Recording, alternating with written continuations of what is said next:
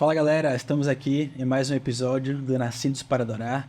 Estou aqui com o Bruno, tenho certeza que esse episódio vai ser um episódio marcante e que vai falar poderosamente ao seu coração.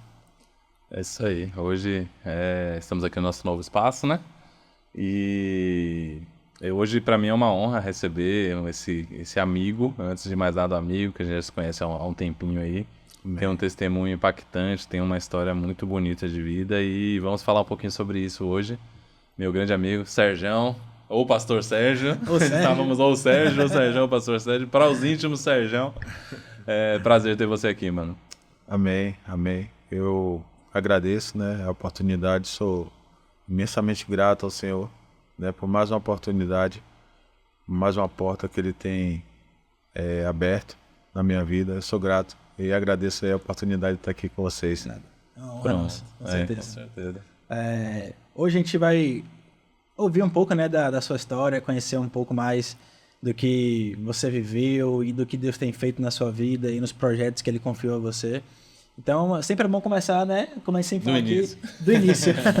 Então, quem é o Serjão, né? O que é que você já vivenciou? Conte um pouco da sua trajetória, como foi que você conheceu a Deus, né? E, sim, tudo que tiver no seu coração para poder compartilhar, estamos aqui dispostos a ouvir. Amém, amém. Então, eu nasci aqui em Salvador, filho de Dona Wanda. Dona Wanda. Ela era do interior, veio para aqui, para a cidade de Salvador, né? Logo foi ali, terminou o relacionamento, né, com meu pai, e ela decide ali criar os filhos, né, sozinha. E a gente morava de favor, a casa no fundo da casa do meu tio. E ali a gente passou um período.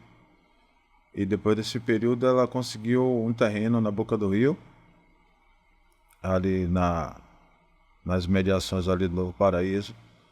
E é onde ela fez um barraco, né, um barraco de madeira.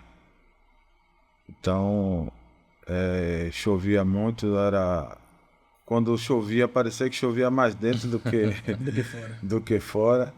E ela ficava ali aflita, né, acordada, com medo do barraco desabar e descer todo mundo ali com a chuva, né. Eu lembro ali que foi tempos difíceis, mas logo as coisas foram melhorando, ela conseguiu um trabalho e aí começou a trabalhar e ali foi batalhando e... Eram quantos irmãos? Só dois, eu e minha irmã, Ah. Ana Célia. E aí ela foi construindo a casa e graças a Deus conseguiu construir. E ali a gente começou a melhorar um pouco de vida, né? Já não chovia tanto dentro de casa. E ela já não perdia assim as noites, em claro, com medo do barraco desabar em cima da gente. E eu lembro que eu era garoto, ainda tinha uns 7 anos, 7 a 8 anos mais ou menos. O momento que um vizinho chegou lá em casa, né? Eu lembro como hoje que ela estava passando roupa, eu estava ali por ali assistindo televisão, alguma coisa desse tipo.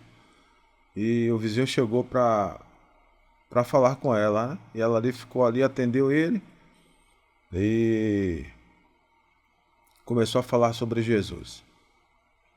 Começou a falar sobre Jesus e eu lembro que nesse mesmo dia ela foi impactada ali com a palavra e ela decidiu ir para a igreja à noite. E quando ela foi para a igreja à noite, levou eu e minha irmã. E aí a gente começou a ter o contato ali com a igreja, com Cristo. E daí para cá a gente seguiu. Eu cresci. Tinha um rapaz lá que ele tocava o violão, o Manuel. Ele, inclusive, era filho desse rapaz que evangelizou ela. E eu comecei a ter o contato ali com a música e tal. E Aí a gente comprou uma bateria velha, a igreja comprou uma bateria velha, eu ali comecei ali a treinar naquela bateria. E, e de repente eu me vi, né? Já tocando ali com os meninos na banda e tal. E eu fui convidado para tocar em uma banda fora, né? Era evangélica, mas não fazia parte do ministério que eu fazia parte. E aí eu fui tocando essa banda, e aí a gente foi em alguns lugares, algumas igrejas e tal. E de repente eu recebi um convite para tocar em uma banda secular.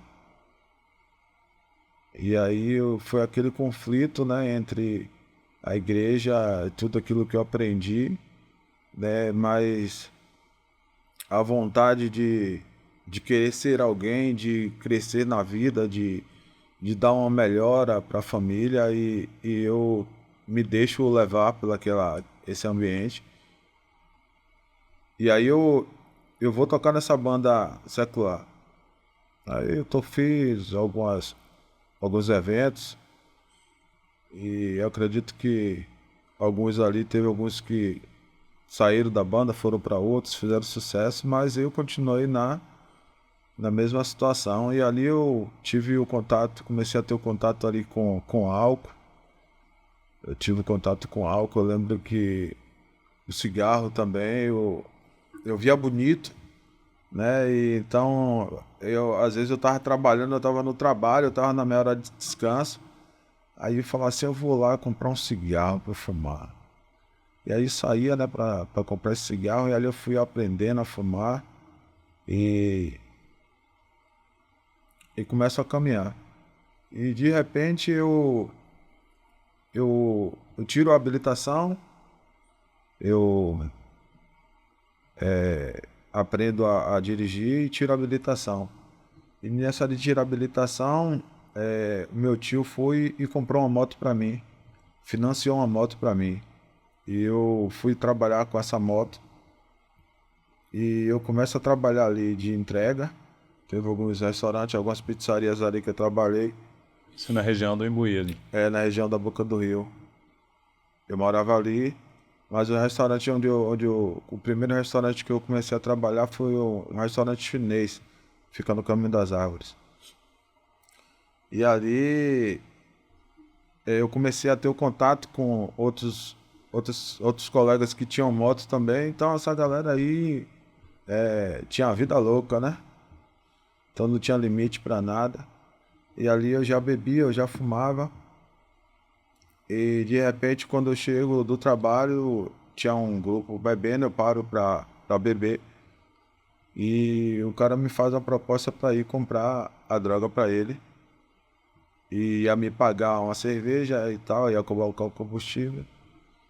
E aí eu decido ir. Né? Eu disse, não, tranquilo.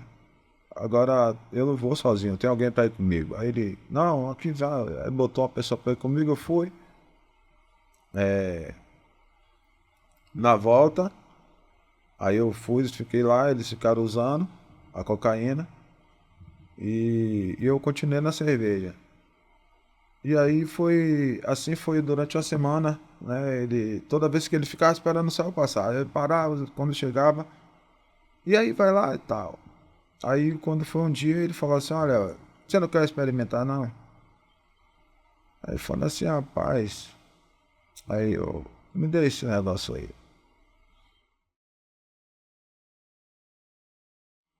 Eu acho que foi um dos piores dias da minha vida.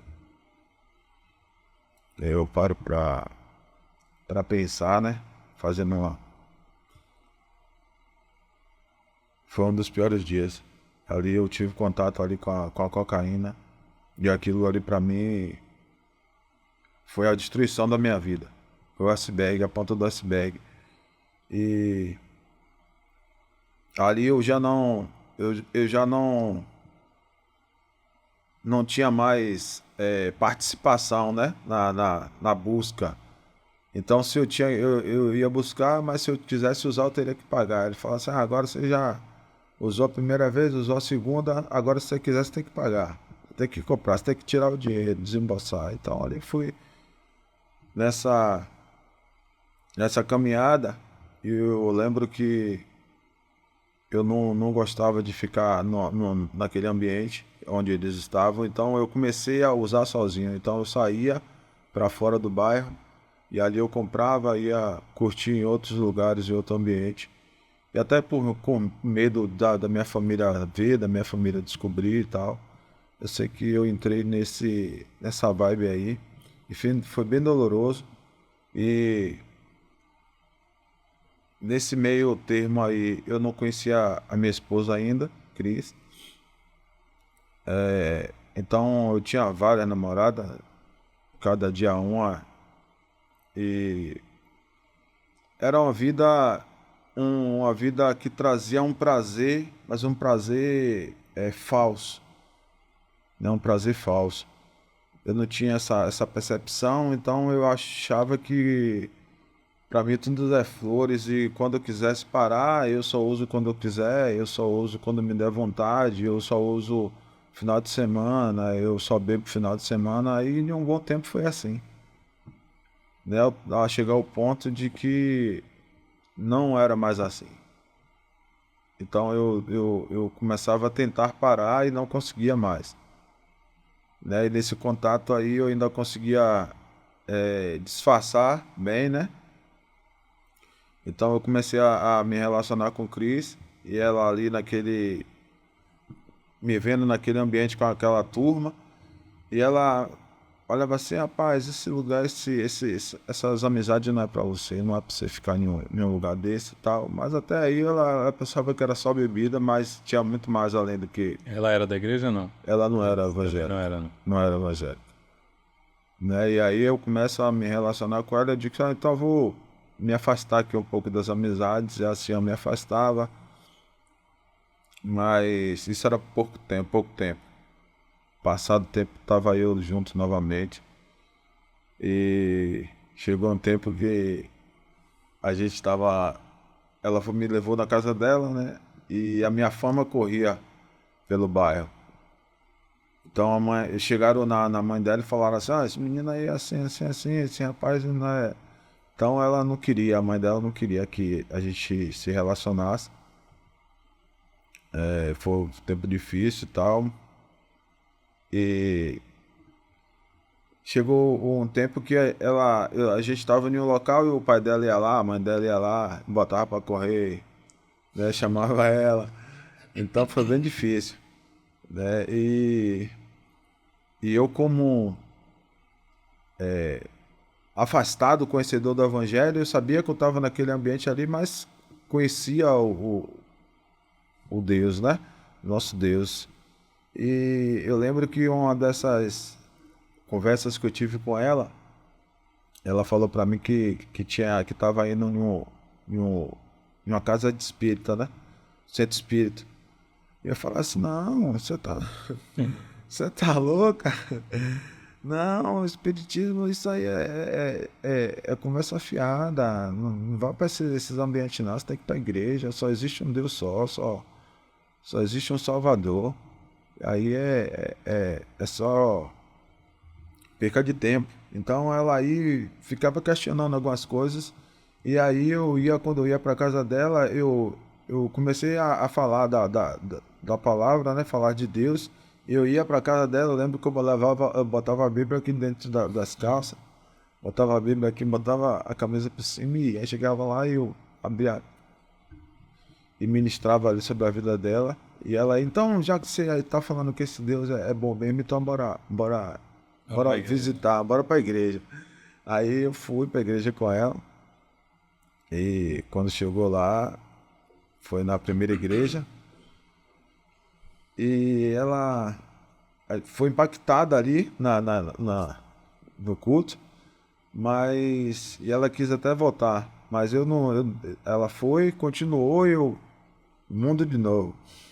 Então ela continuou firme, né? Continuou firme e eu voltei pro mundo novamente. Na verdade eu não tinha saído, tinha só ido apresentar ela e tal. Mas eu não tinha renovado a aliança, não tinha nada. E volto pro mundo e ela continua a caminhada, né? Continua a caminhada dela. Aí ela não estava se sentindo bem lá mais no local onde ela estava, então ela começou a procurar a igreja e ela conheceu a igreja aí, a Buscando Vidas. Então ela começou a caminhar ali e aí me levou pra lá e aí eu começo a frequentar junto com ela e tal. E ali eu me decido fazer uma aliança com Cristo. Fazer uma aliança com Cristo e começar a caminhar. Isso você já tava com quantos anos, mais ou menos? Aí eu já tava com uns 30 anos, eu acho. Ah, então foram muitos anos aí, desde quando começou até... Meu primeiro contato com a droga foi com 19 e 20 anos. E até então, mesmo vocês indo pra igreja, ela não sabia. Ela não sabia. Você Depois conseguiu esconder dela esse tempo todo. Escondi dela até onde eu consegui, né? Mas chegou um tempo que a gente não né? A luz, ela sempre chega. Essas histórias, de modo geral, esse testemunho, eu sempre fico pensando no poder que tem de influência de amizade, né? Acho que, às vezes, por mais que seja uma escolha nossa, mas quando tem pessoas ao nosso redor nos incentivando, facilitando algumas coisas, se a gente realmente não estiver no momento bem, ou até mesmo estando bem, acho que tanto que vai acontecendo, minando na cabeça das pessoas, ficamos muito vulneráveis, né? Eu vejo que, assim, é até um alerta para a juventude de modo geral. Sim. Eu lembro que eu conheço, na verdade, uma pessoa que hoje em dia ele está em outro patamar de vida com relação a isso, mas que ele falou para mim que com 14 anos ele começou a usar drogas por conta da influência da comunidade dele, de que ele via colegas conseguindo coisas, tendo coisas que a mãe dele não podia dar, e ele perguntava e os colegas falavam que conseguia mediante a vender, a ir ali buscar, fazer um favor para e isso era remunerado. Com esse dinheiro ele ia lá e conseguia comprar as coisas. Então foi uma facilidade, a ponto dele largar a escola para poder só entrar nessa vida, visualizando apenas facilidade, mas não ver tudo que está por trás de uma vida dessa escolha, né? Teve vários pontos aí, eu pensei em te interromper alguns pontos para falar, porque eu até acabei nem conseguindo, até me emocionei um pouco, porque não é a primeira, nem a segunda, nem a terceira história que eu vejo igual. Tipo, e aí falando de gente de dentro da igreja. Eu não tenho nada contra, conheço amigos particulares que tocam no meio secular e eu vejo que tem vida com Deus. Não é que eu não tenho nada contra, mas assim, eu acho que tem casos e casos. Eu não quero entrar no mérito aqui se é errado ou se é certo. Mas uma coisa é certa, você está numa linha muito tênue ali, né? De conviver com coisas que não condiz com a nossa realidade e que vão te levar a isso, né? Eu tenho, como eu falei, não conheço vários casos, de pessoas que nasceram na igreja, começaram a tocar na igreja, ou se converteram criança, como foi seu caso, estavam ali firmes com Deus, tal, aí surge uma proposta para tocar no meio secular. Aí o cara vai, às vezes pensando pelo dinheiro, até pela fama, pela aquela questão o músico, ele gosta de tocar em grandes eventos e tal, né? E aí lá começa pelas influências. Eu tenho um caso próximo que começou a usar por conta que tava fazendo muito evento, tava fazendo muito show, um atrás do outro, e os caras falavam, mano, eu uso isso aqui pra ficar ligado. Aí um dia ele não aguentou, usou e pronto. Aí foi daí para aí, normalmente começa com álcool, né? A bebida, é meio que esse passo a passo. O seu caso foi até mais surpreendente, que você já foi direto pra cocaína, que eu acho que é mais pesado até, né? Tem gente que começa mais devagar ali e vai evoluindo, né? E você falando isso me lembrou até de uma história. Eu já tive duas propostas para tocar no meio secular. Uma eu cheguei aí para o ensaio, levei até alguns conhecidos e tal. E no ensaio, assim, a gente chegou mais cedo. Aí o pessoal da banda já chegou aquele cheiro de maconha, invadiu o estúdio, assim, já me deixou aquele... Mas vamos lá, fazendo ensaio, o cara, o que tava dirigindo o ensaio extremamente alcoolizado, assim. Aí a menina que tava cantando com um vestidinho aqui, e dançando e cantando, e olhava pra gente, fazia dançando e olhando assim, eu tocando, assim, a gente construiu a música com eles, tal, criou o arranjo, e eu tocando, eu falei, mano, começou a me incomodar, velho, isso não é pra mim, né? Velho, só ficava assim, isso não é pra mim. E porque eu me conheço, eu falei, eu sou fraco, velho, vai chegar um dia que eu vou querer experimentar alguma coisa. Eu já era casado, eu falei, daqui a pouco começa a vir outras coisas, e eu sou fraco, é melhor não. Aí fiz um ensaio só e não fui. E depois já tinha tido essa experiência, vi uma outra proposta, que eu não sei nem se era real, porque era muito bonita, muito boa pra ser verdade. O cara, não, tô montando uma banda aqui sertaneja, o cara tá com, o pai dele é rico, tá com mais de 1 milhão pra investir na carreira do filho, eu quero você, leva quem você quiser. Eu falei, rapaz, tá tão bonita essa história que eu não vou nem... Sabe quando tá muito pintado assim? Eu falei, depois desse dia eu fiz um propósito que não tocaria no meio secular de jeito nenhum. E aí eu falei, pô, não posso, eu já fiz a proposta com Deus e tal. Mas eu tô falando isso não porque eu sou melhor, talvez porque eu seja pior do que muitos, eu conheço as minhas fraquezas, as minhas fragilidades, né? Então é uma história que fica de alerta para quem tá tocando na igreja, assim, pense direitinho. Conheço gente que é profissional, que toca, conheço vários também que tocam, que inclusive são usados por Deus ali para ganhar outras pessoas nesse meio, enfim. Mas é uma decisão muito complicada, assim, tem que orar muito, tem que ter uma direção de Deus mesmo, assim. E se tiver qualquer dúvida, não vá. Por via das dúvidas, não vá.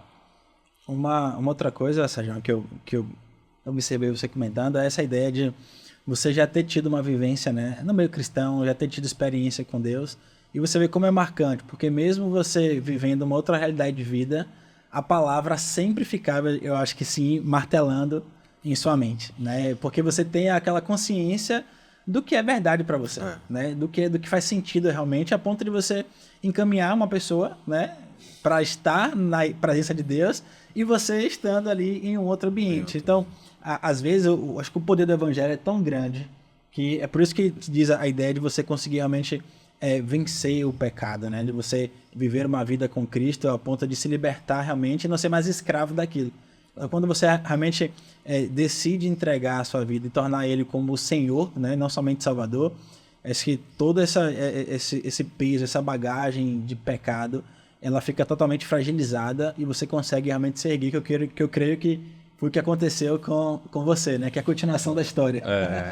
E aí você chega na igreja com Cristo, volta, decide se reconciliar com Cristo e depois aí o que acontece? Aí eu volto com ela, né? A gente começa a caminhar na igreja. E ali eu renovo a aliança e tal. Ela se batiza, né? Vê o batismo dela. Você tinha se batizado já? Já. Lá, isso mais lá quando era pequeno. Isso na faixa de 17, 16 anos. Aí houve o batismo e aí houve o casamento, né? O nosso casamento. Foi ali no ano de 2010. E aí houve casamento, a gente se casou e aí a gente começou a caminhar. Como eu tinha um contato outrora na outra igreja onde eu passei com o teatro, e aí o pastor me chamou para montar um teatro lá, uma peça, né, na igreja. E eu fui, né, eu comecei a montar esse teatro.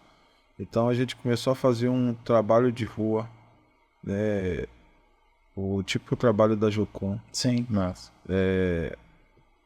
E ali a gente começa a fazer esse teatro, né, ia pra rua e tal, evangelizava, tinha local que a gente ia fazer o evangelismo, até fora da cidade.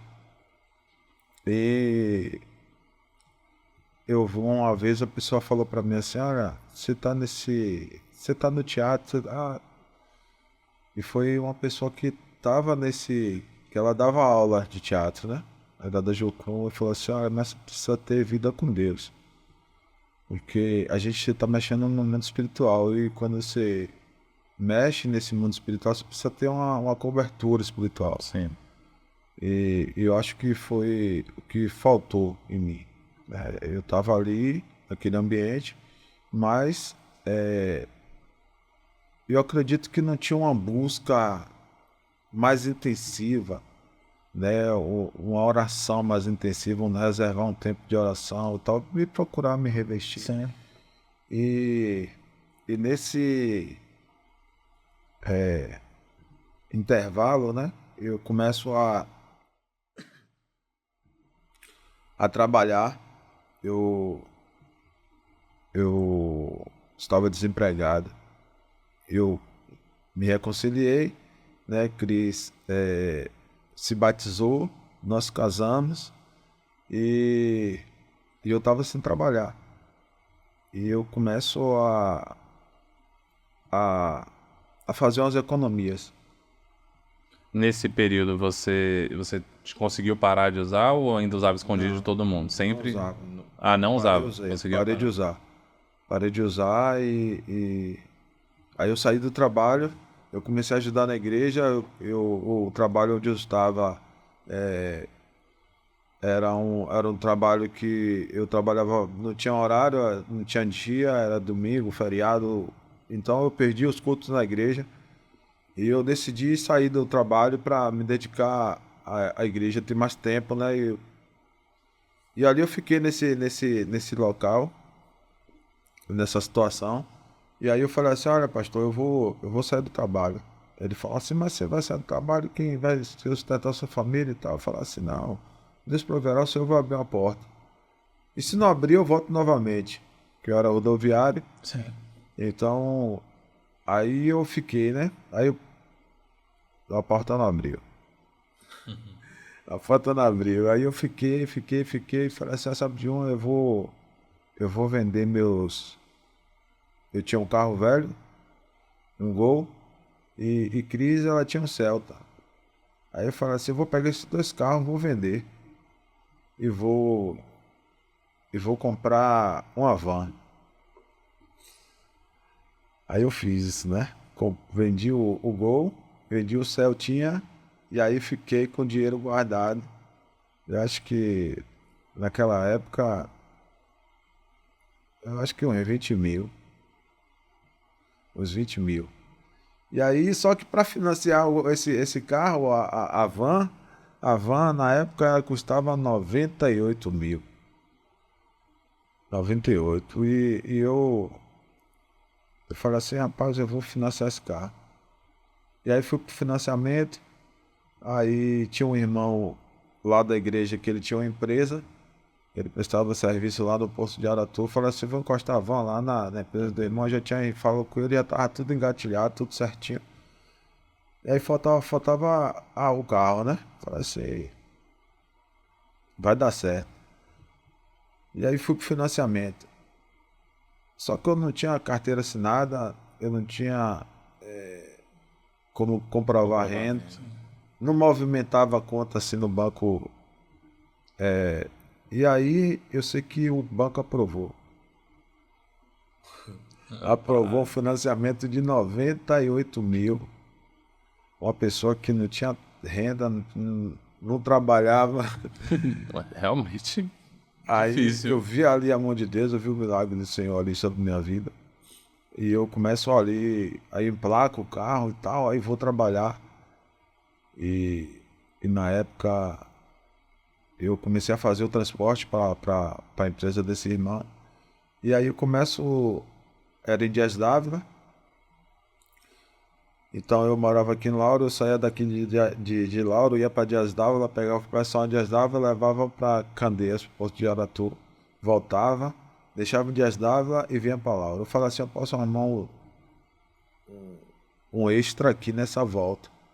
Né? Aí tinha uma menina que ela trabalhava lá na empresa e ela estudava na Unime. Aí uma vez ela me pediu uma carona e eu dei. E aí eu falei assim, olha, se você conseguir 15 meninas aí para eu fazer o transporte, eu deixo você vir de graça todo dia. Eu não vou cobrar de você. Aí ela arrumou essas 15 meninas para fazer o transporte. Então eu recebi ali o valor do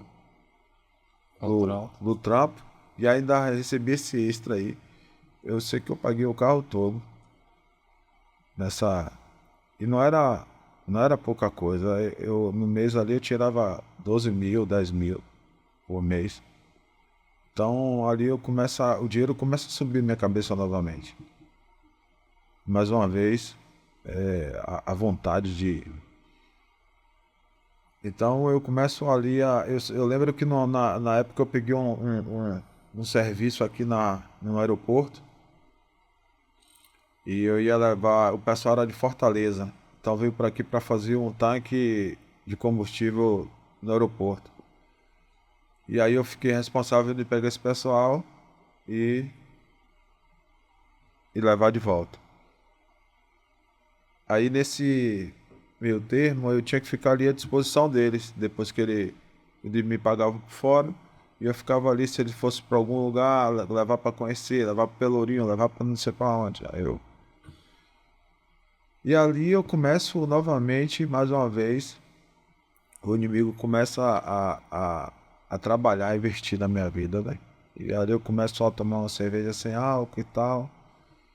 E quando eu pensava que não, eu já estava bebendo novamente e já estava me drogando novamente. Quer dizer, assim, foi um espaço de tempo grande, eu fiquei limpo aí uns 5 anos, mais ou menos. Então tempo, né? foi um espaço de tempo grande. E aí eu caí novamente, aí, mas eu continuei indo na igreja, continuei ficando na igreja e tal. Mas já não ia com tanta frequência, já não participava mais de nada. E chegou um tempo que eu não estava lá, mas aí Cristo estava, aí teve a ceia, aí o pastor leu minha carta de desligamento, né? Me desligou da igreja.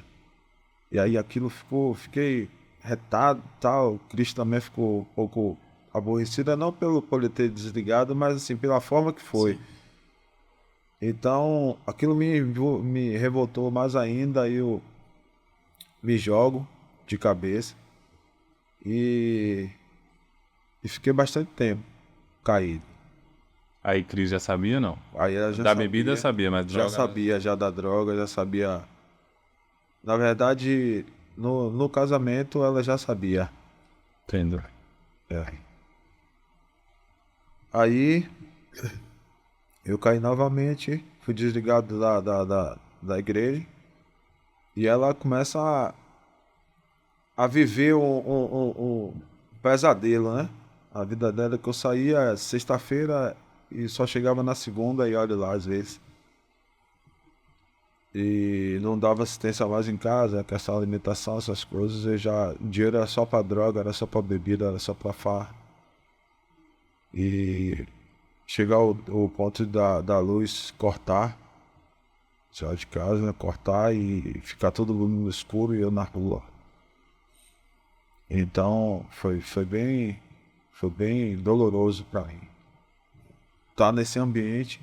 Foi quando ela conheceu o pessoal da IBF. O pessoal da IBF já vinha ali, Letícia, né? Júnior. O pessoal cercando ela ali, Samuel. E eu ia pro Baba, ia jogar bola, né? Que eu gosto de futebol, então eu ia jogar bola. E o pessoal que eu ia jogar bola era também da igreja da IBF.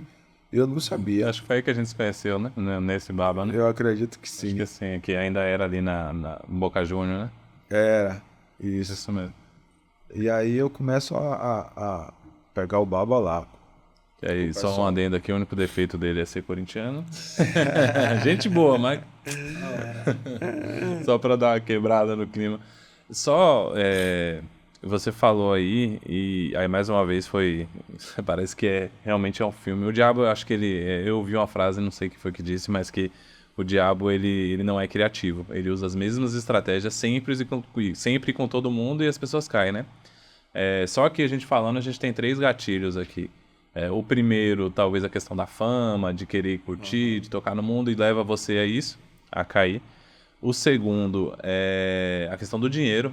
O acesso a um dinheiro, quando a pessoa às vezes tá com a vida financeira bem ali, você deixa subir isso para a cabeça também, e é uma das coisas que leva a pessoa a cair. E o terceiro gatilho que você falou que pode levar a pessoa a cair nas drogas ou em qualquer vício é a frustração, né? Acho que essa questão da frustração que você teve na igreja, e normalmente dentro da igreja isso acentua mais, porque é de onde você menos espera, né? Também leva muita gente a cair. Eu tô falando porque você foi falando e eu conheço casos exatamente assim.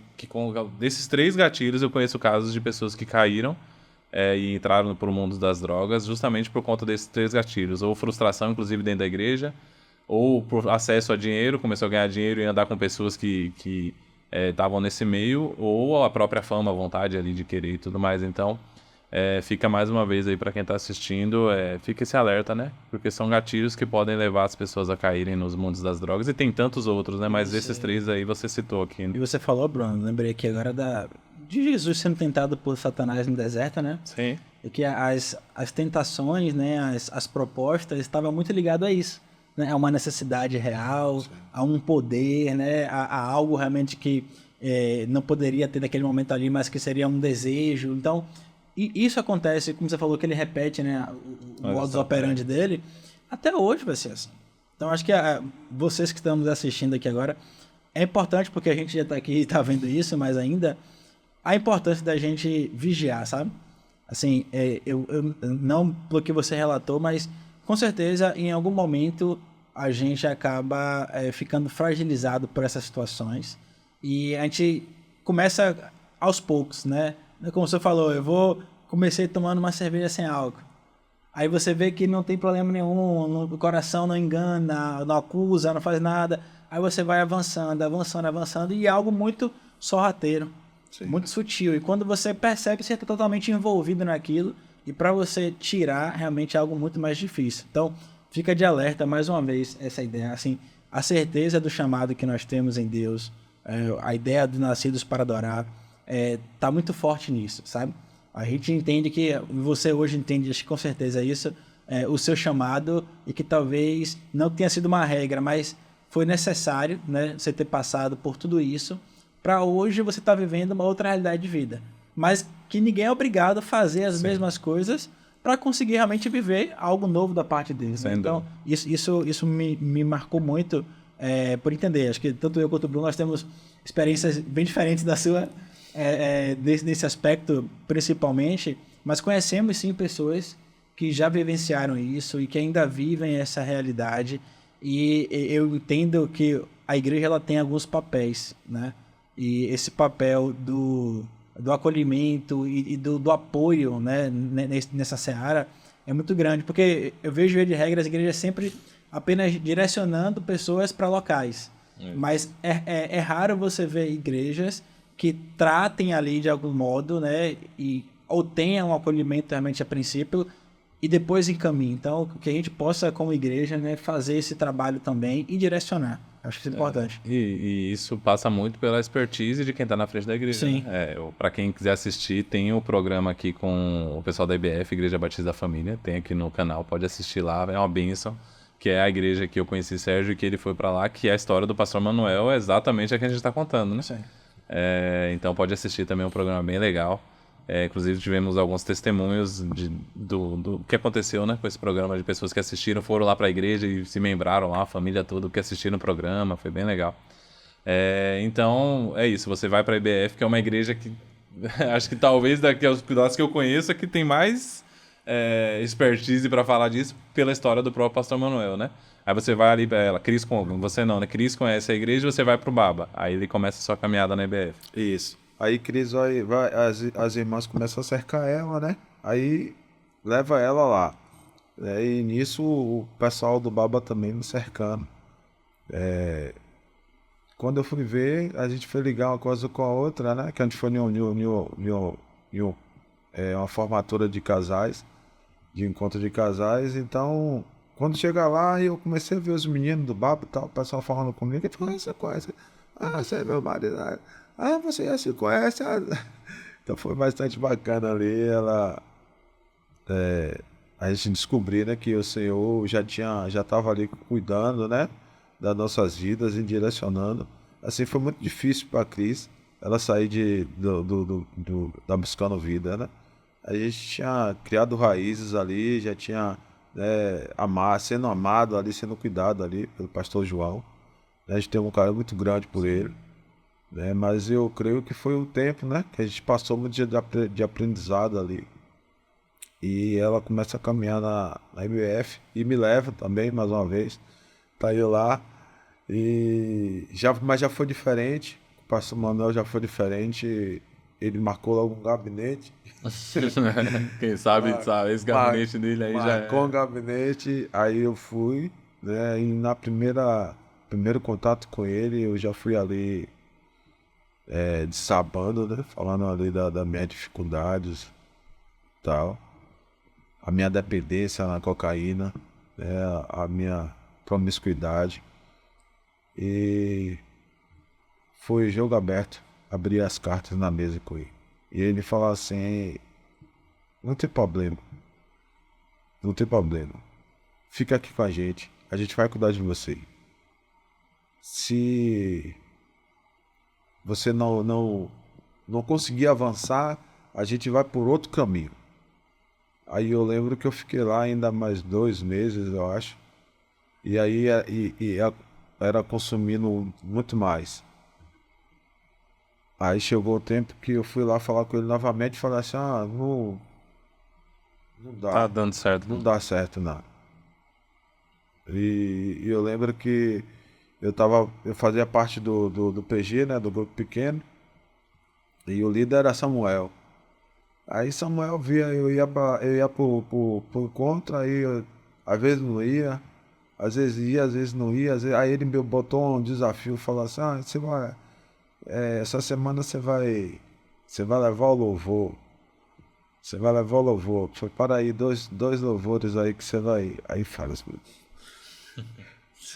Aí eu peguei, fui, a gente fiz o louvor e tal, mas assim, nada firme, né? Tudo superficial. E aí ele marcou um dia pra gente conversar. Aí a gente foi comer uma pizza e tal. Aí ele disse, eu quero te ajudar. Eu queria saber, entender um pouco da sua vida, da sua história. Aí eu desabei com ele, falei assim, irmão, eu tenho problema com drogas, tenho problema com a cocaína, eu tenho problema com álcool. E isso vem destruindo a minha vida já durante anos. Eu não consigo me libertar de jeito nenhum. Às vezes eu uso a noite toda, 2, 3 dias. Eu chego em casa, eu vejo meus filhos vindo me abraçar com ele, papai. E aquilo me corta o coração e eu não sei como é que eu resolvo isso.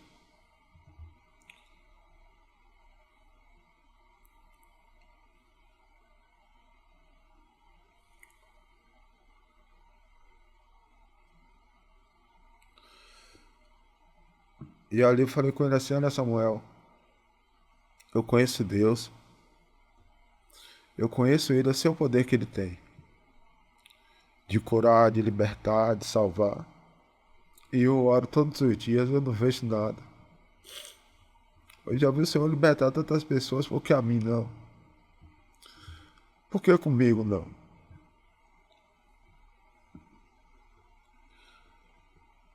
Aí eu lembro que ele falou assim, olha Sérgio, a solução chegou. Você não clamou por cura? Você não clamou por ajuda? A ajuda chegou.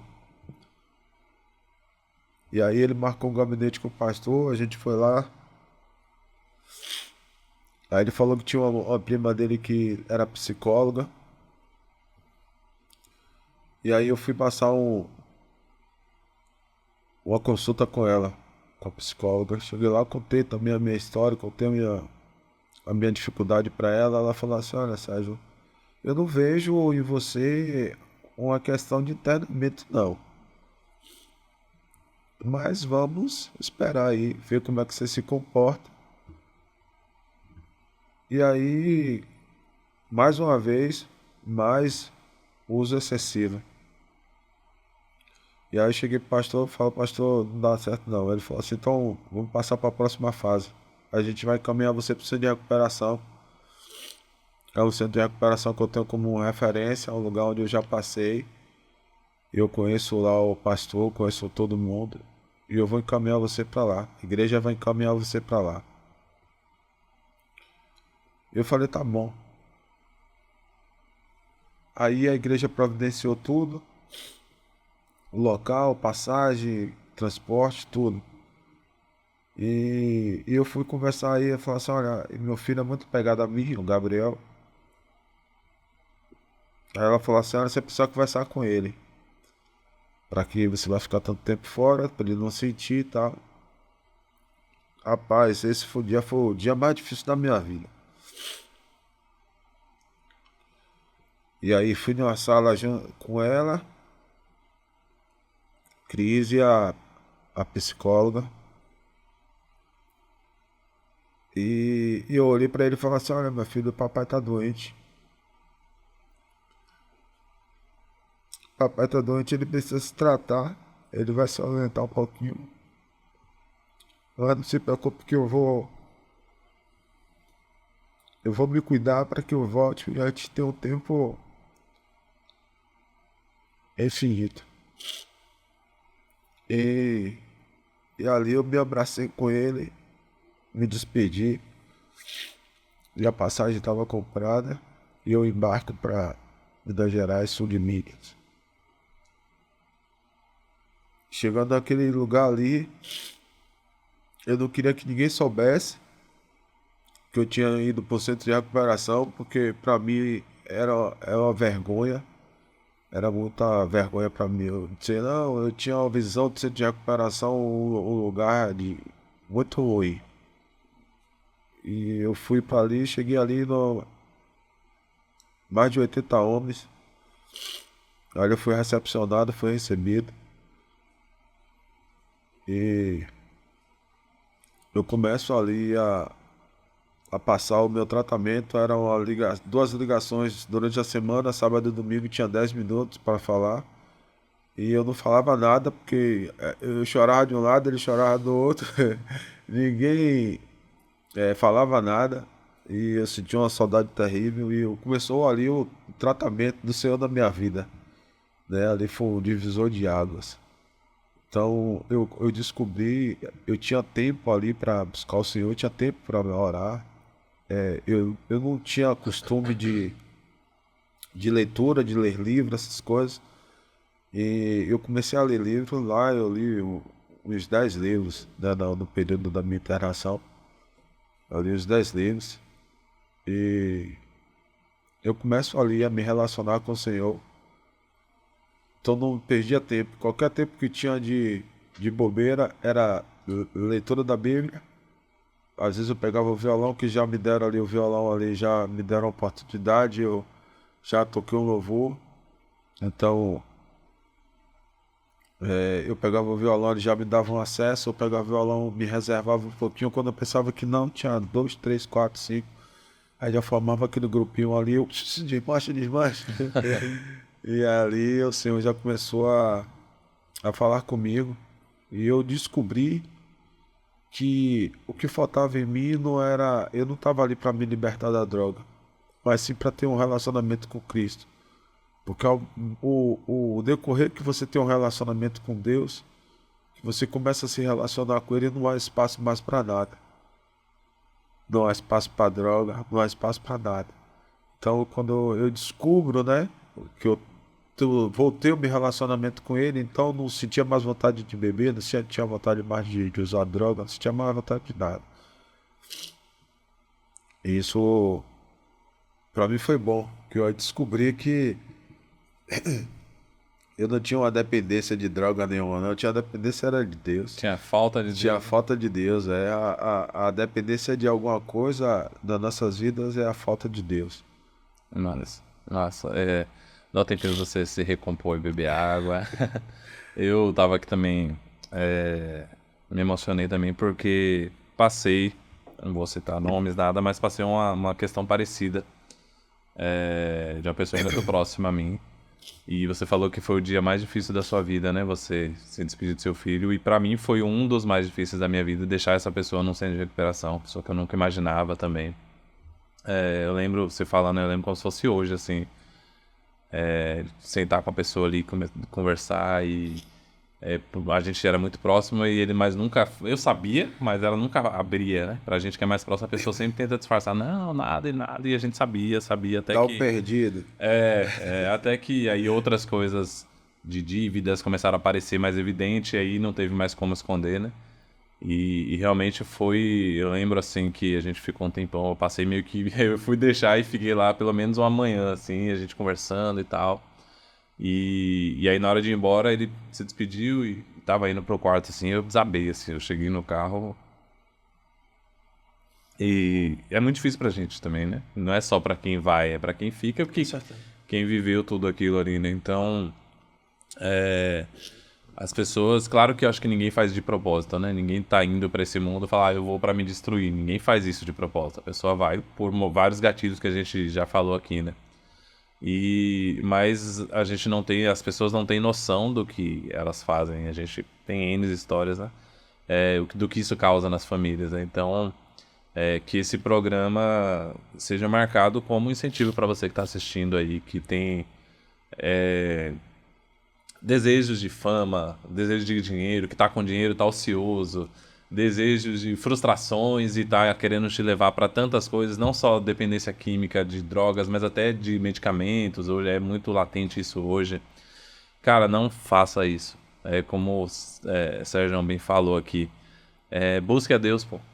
Busque a Deus. Mesmo não sentindo nada, mesmo aparentemente não tendo essa transformação imediata, é buscar a intimidade com Deus de verdade, porque como o Sérgio bem colocou aqui, quando a gente fica dependente de outra coisa é porque a gente está vazio de Deus, ausente de Deus. Então, é isso, velho. E uma coisa que é muito importante, João 8,32 diz, Jesus falou, né?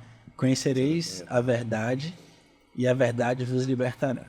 E se o Filho do Homem vos libertar, verdadeiramente sereis livres. Então, você vê que você buscou inúmeros métodos, alternativas para alcançar uma libertação, mas quando você teve essa compreensão real de que o que precisava na sua vida era, sim, a presença de Deus, a intimidade com Deus, a libertação foi consequência disso.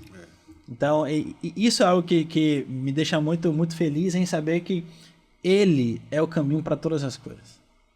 Sabe, assim, é a fonte primária para todas as nossas necessidades, tudo que nós precisamos está nele. Então, a gente precisa encorajar as pessoas a buscarem Deus, a viver em Cristo na sua intensidade máxima possível, porque Ele entregou toda a sua vida e muita gente quer entregar apenas uma parte dela.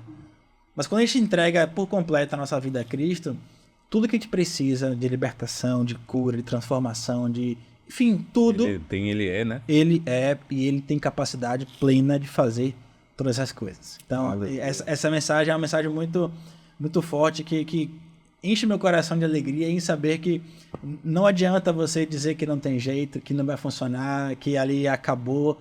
Tem. Se você decide entregar a sua vida a Cristo e viver para Ele e ter relacionamento com Ele, a sua vida se transformada. Tem um outro ponto que você falou na primeira fala, que a gente também não leva em consideração, e acho que o Felipe vai lembrar também, essa parte de fazer a obra de qualquer jeito, sem o revestimento. A gente já participou de vários evangelismos, e lá na igreja teve um grupo de teatro também que fazia muito isso. A gente ia pra praça, Sim. A gente conhecia uma galera que trabalhava com isso, que inclusive tá com a gente no projeto hoje.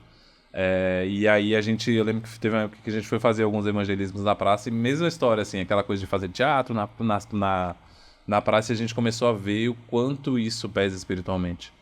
E aí, assim, daquela galera que tava com a gente ali, eu acho que tinha um grupo de mais ou menos 10, hoje, pelo menos metade tá fora da igreja. E a gente viu que foi naquela época, que o diabo investiu pesado. A pessoa tava indo para ganhar uma alma para Cristo e a gente vê que ela tava se perdendo. E aí você acompanhando ali, mas é uma das coisas que é muito importante. A gente tem que se revestir mesmo, porque o diabo ele veio para roubar, matar e destruir. É o contraponto do que a gente tá indo fazer. Sim. Você tá tentando levar a vida e ele não tá gostando. Então muitas vezes você tá levando vida para alguém e o diabo tá levando a sua.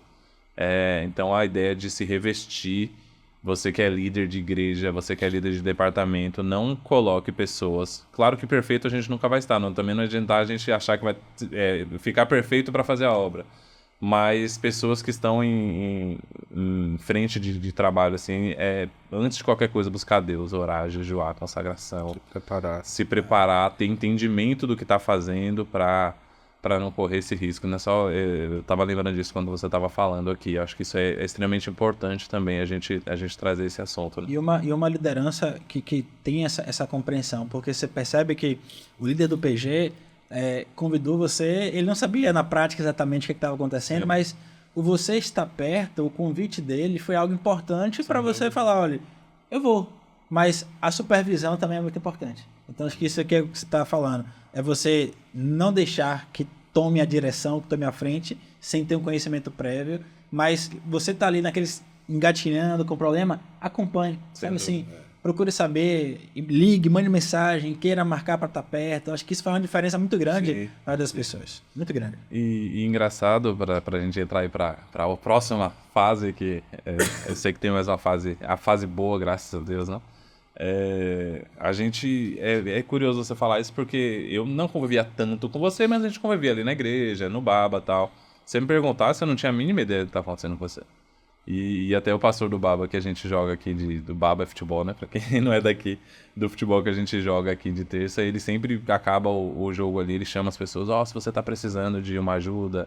E eu já fui pra esse futebol muito mal, assim, muito mal. E não nunca cheguei a conversar com ele, mas assim, de pensamentos de morte, de querer morrer, de vivendo coisas que não era pra estar vivendo e tal. E a gente às vezes tem ali as pessoas convivendo com a gente não percebe isso, né? Não sabe. Eu só fui descobrir no dia que você foi pro centro, que aí acho que o pastor chamou lá, não explicou exatamente o que foi, não expôs assim, mas ele falou, o irmão Sérgio vai estar se ausentando, vamos estar orando por ele, não sei se você lembra disso, eu tava na igreja, que ele orou por você, pra sua viagem, não lembro se ele expôs exatamente o que era, ou se, eu acho que ele falou bem por alto, né, que ia ficar ausente um tempo e tal, e aí como a gente era da liderança, acabou que a gente ficou sabendo o que era. Aí eu falei, cara, eu nunca... Como a gente não dava tão junto, mas eu não imaginaria. Se perguntasse assim, eu vejo que a gente brincava lá sempre no babo, dava risada e tal. Então, de fato, é importante isso que você falou, né? Desse acompanhamento, principalmente quem tá na liderança, tá perto, né? Mas então, vamos lá. Você tá lá no centro de recuperação. Foram 6 meses, né? Se eu não me engano, são 7, né? 7. Eu lembro que me lembrava mais ou menos isso. Como é que foi essa experiência? Lá o período era de 6 meses, 6 ou 9. Aí você escolhia ali a necessidade, né? Mas, na real, como eu falei, né? Eu vim descobrir que o que eu precisava, na verdade, era de Cristo na minha vida, era ter um relacionamento com Ele. A recuperação, ela não é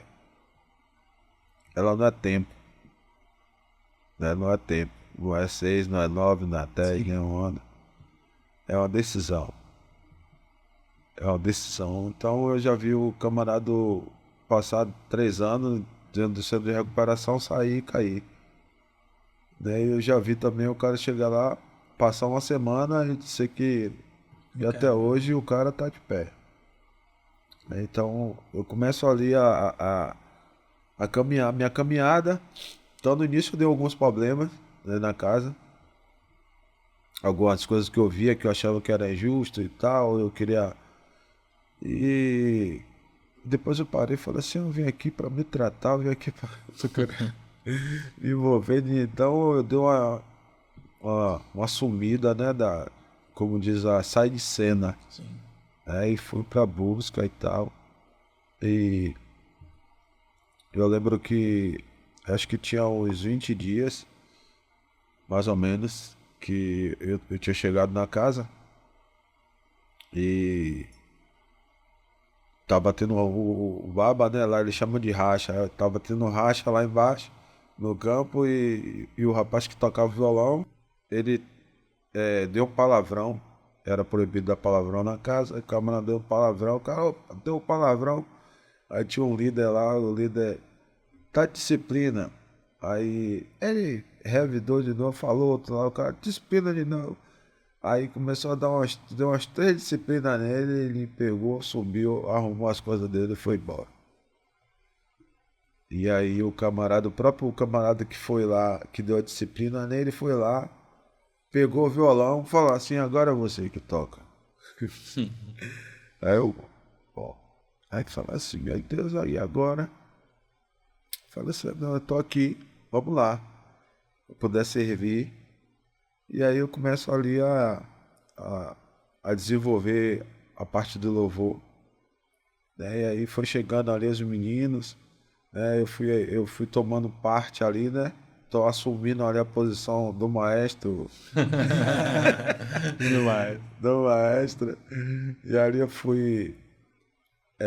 aí chegou um rapaz que tocava bateria, já tinha um baterista lá, tinha um cara que tocava baixo, chegou. E aí isso aqui foi botando a bandazinha lá, tá dando certo. Eu tinha um líder lá que ele já era antigo lá, ele era guitarrista, tocava guitarra, esse cara ficou bem bacana. Completa. Aí, uma coisa que me chamou a atenção, eu falei assim, rapaz, a maior parte da galera que chega aqui é levita, Verdade, verdade. é levita. E fora ele tinha, que assim, vai sair, não vai chegando, vai sair, não vai chegando, você tinha recuperação rotativa, Sim. então, e não ficava. Teve um cara que chegou lá, o cara deu trabalho demais, mas o cara tocava o Teclado. demais. Aí eu falei, fica aí que eu vou arrumar um teclado pra você tocar. Você vai fazer parte aqui. Aí ele pavorou ali, foi embora. E eu tive essa percepção, né, de que a maioria ali da galera que tava chegando ali era músico, era levita da casa do Senhor e estava sendo usado ali por Satanás, assim como a minha vida também. Cara, você falar isso assim, desculpa interromper até, mas é muito verdade isso. É muito. A gente participou, você participou, acho que também na igreja lá tinha aquela. A gente fazia, não era só pão, né? Acho que era pão, não sei, era só pão mesmo. Que entregava ali de sexta-feira de noite nas ruas, pra moradores de rua e tal. Mano, eu não vou saber acertar uma estatística exata aqui, mas era tipo assim, pelo menos por baixo, 70% das pessoas que estavam ali morando na rua tal, envolvidos com drogas. Ou filhos de crentes, ou cristãos, a maioria levita. Tinha gente que a gente levava um violão, às vezes o cara, rapaz, toca essa daqui, o cara pegava, começava a cantar e tocar, às vezes você olhava assim, coisa linda assim. Me chamou a atenção um rapaz que ele. A história até engraçada, não sei se é engraçado o termo, mas ele fingia que tava. Ele era filho de um dos caras que fundou a igreja, não vou citar nomes aqui, a Igreja Assembleia aqui. Ele era neto desse cara, o pai dele também, a terceira geração ali de cristão, ele era presbítero na igreja, ou era evangelista, acho que era evangelista, na igreja dele, e a esposa dele traiu ele com. Foi isso mesmo, ele era evangelista, a esposa dele traiu ele com o presbítero dentro da igreja. Aí ele descobriu, lógico que a cabeça virou, não quis ficar na igreja e tal. E aí ele tinha empresa lá, aí ele falou pra mãe dele que ia vir pra Salvador montar a empresa aqui. Aí ele veio pra Salvador, mentira, ele começou a beber lá e tal, aí pra se afastar de todo mundo, se esconder, né, do vício que ele tinha entrado por conta dessa situação, que é a frustração que a gente tava falando, né? Ele vem pra Salvador e aí ele finge que tá trabalhando. Aí ele começou a morar na rua, já tava isso coisa de 6 meses. Ele veio até com dinheiro, tentou montar, não deu certo, foi pra rua. Aí ele disse que fazia, às vezes, ele ia descarregar caminhão lá na Feira de São Joaquim. E aí ele conseguiu um dinheiro, ligava pra mãe pra dizer que tava bem. Mãe, tô aqui, viajei pro Rio de Janeiro, mentindo. Tipo, voltei, minha empresa Vida tá em vento dupla. em polpa. Pra mãe ele passava essa situação, porque ela disse que ela é cardíaca e tal. E aí o cara é evangelista da igreja, assim, desde pequeno na igreja, e nessa situação aí, depois álcool, droga, né, por conta dessa situação toda, foi levando. Em 6 meses o cara tava morando na rua, tipo, o cara perdeu o casamento e hoje tava nessa situação. A gente conseguiu acompanhar ele, falou, cara, você precisa contar pra sua mãe a verdade, você tem apoio lá, enfim, em resumo da história, ele voltou pro interior, pouco tempo depois ele mandou na época um e-mail pra gente ainda contando a história dele, que tava restabelecido na igreja, com Deus e tal, mas isso que você falou é fantástico da gente perceber, porque tá na Bíblia isso, pô. O diabo, ele não tá preocupado com quem tá fora da igreja. Quem tá fora da igreja já é dele, ele já tá aqui a vida, ele tá preocupado com a gente que tá dentro da igreja. Então é quem ele vai atacar são quem tá ali na frente da obra, é levita, é pastor, é presbítero, é quem tá liderando alguma coisa, ou quem tá só indo pra igreja. Então, é muito importante a gente ter esse senso de que nós estamos mais vulneráveis a ataques do diabo, né? E você falou, me lembrou isso, porque realmente é a realidade. A realidade das pessoas que vivem na rua de droga pode chegar e começar a conversar num grupo de 10 ali, pelo menos 5, 6, 7, ou tiveram passagem na igreja, e normalmente passagem como levita, fazendo alguma coisa na Atuante, igreja. né? Impressionante isso, né? Mas, enfim, desculpa te interromper aí, mas aí você tá lá no centro de recuperação, começou a assumir o louvor, montou uma banda completa aí, né? É verdade. Aí a gente montou lá a banda, aí dia de quarta-feira vinha, era culto que unia ali as casas, então vinha uma quantidade aí de gente boa, visitantes também do Ministério do Pastor Amarelo.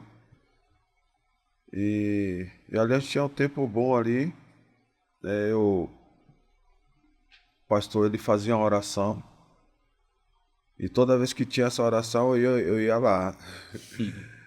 Ele chamava a oração de quebra, né? Quebra de maldição. Então, toda oração que tinha, eu tava lá. Eu não queria nem saber se... E eu começo ali a desenvolver esse papel e muito bem, né? Na parte do louvor. E quando é um dia, o pessoal me chama, né? Para fazer parte da liderança.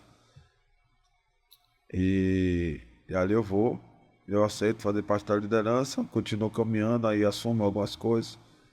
E aí eu vou pro escritório. Eles me colocaram no escritório, então fazia parte de acolhimento, de documentação, e, enfim.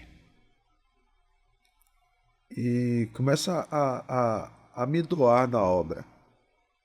Aí ali alguém da liderança ali maior, né, pastores também que iam lá, sabia que eu estava ali, sabia que eu tocava, que eu cantava. E aí me pegava, ia lá, me pegava, pedia autorização ao pastor, aí me levava para a igreja, me levava para um PG, né, para tocar, fazer o louvor ali e tal. E aí eu começo a sair, né, ter o contato, falo, que bacana, que bacana. E, e eu começo a fazer esse trabalho, né? E o pastor Amarildo, ele falou assim, poxa, tá bom que você fique aqui com a gente e tal. Fiquei sabendo. Aí Queria que você eu, ficasse lá. aí eu falei assim, rapaz, eu vou ficar na obra, eu tô na obra, eu não quero saber onde é, se é lá, se é em Salvador ou se é aqui, né? Falei assim, se for para ficar aqui, eu vou mandar a Cris fechar tudo lá, pegar, arrumar as malas, vir todo mundo pra cá e tal. Aí, quando foi um dia, eu tive um sonho, né? Sonhei. E no ambiente onde eu estava, era como se fosse um local de floresta. Nessa floresta tinha um tronco. Um tronco de árvore caído velho. Velho. Só que estava deitado.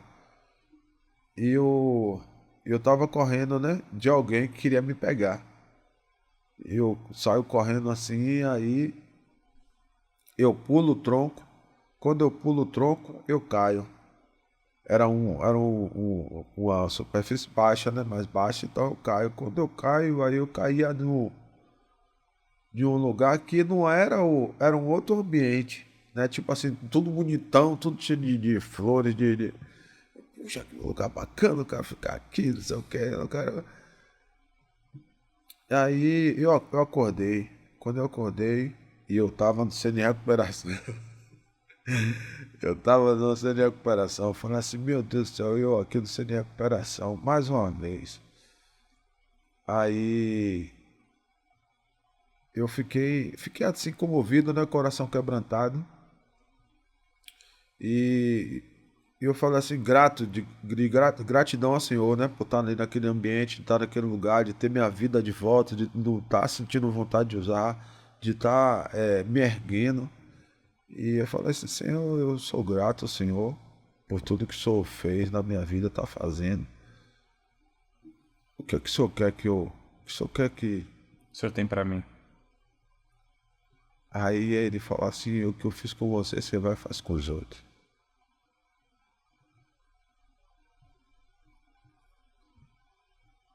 Eu ali fiquei remoendo ali aquela palavra, assim, fazer comigo, fazer com os outros.